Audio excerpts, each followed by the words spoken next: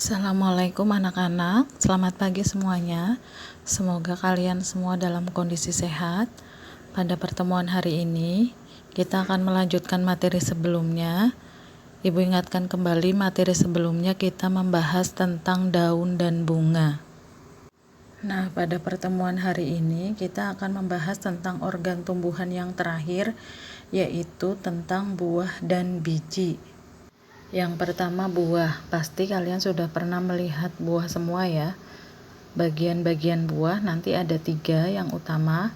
Yang pertama kulit buah, yang kedua daging buah yang sering kalian konsumsi, yang ketiga adalah biji, biasanya letaknya di bagian dalam buah. Macam-macam buah, nanti ada 2 macam buah. Yang pertama buah sejati, yang kedua buah semu.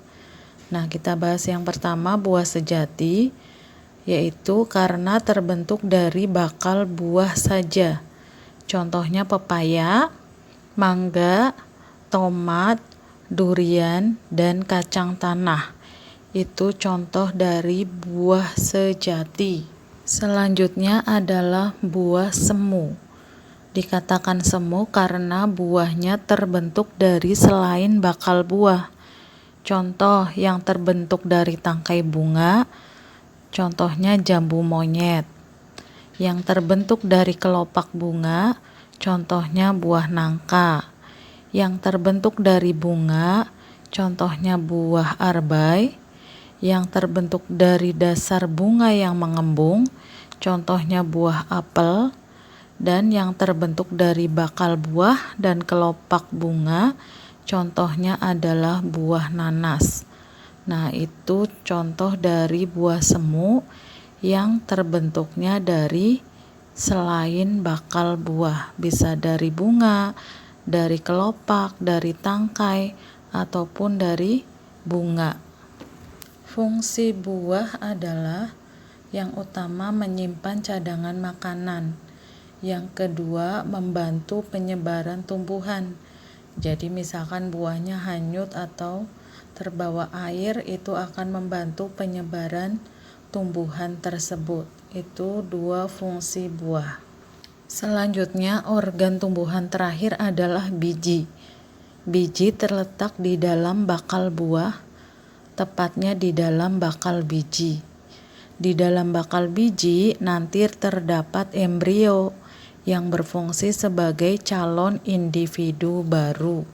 Perhatikan gambar bagian-bagian biji. Di situ ada istilah radikula. Radikula itu yang nantinya menjadi calon atau bakal akar. Kemudian ada kotiledon bagian tengah biji. Itu nanti yang berfungsi sebagai cadangan makanan.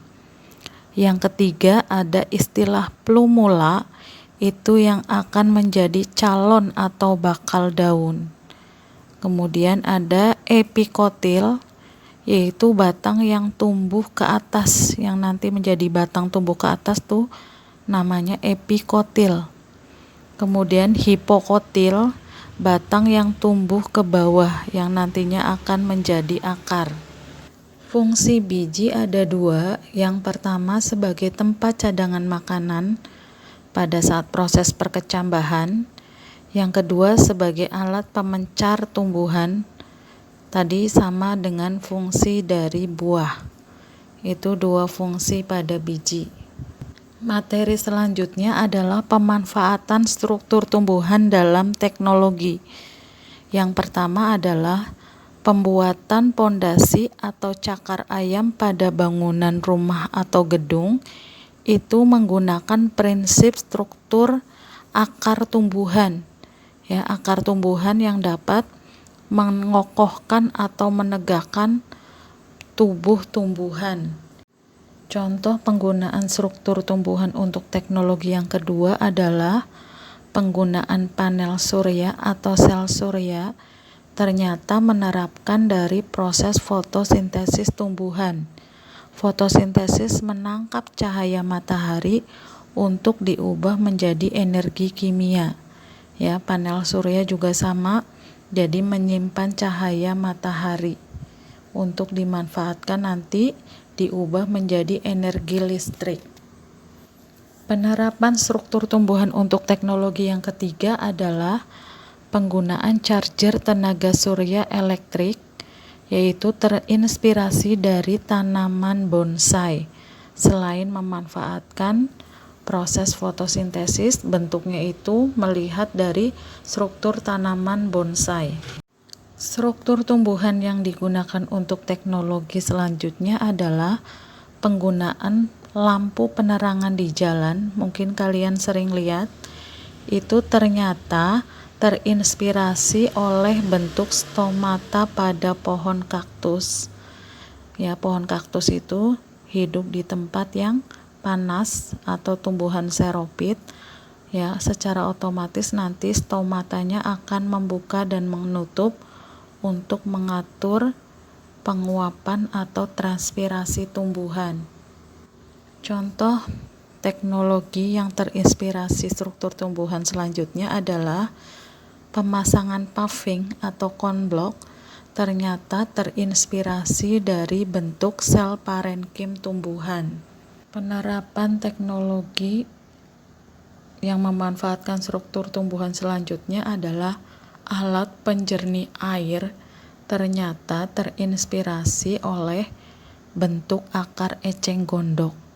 Ya, berasal dari akar rambut eceng gondok yang ternyata dapat melakukan penyerapan air dan partikel yang lain. Terima kasih kalian sudah menyimak video pembelajaran tentang organ tumbuhan, yaitu biji dan buah, serta pemanfaatan struktur tumbuhan dalam teknologi.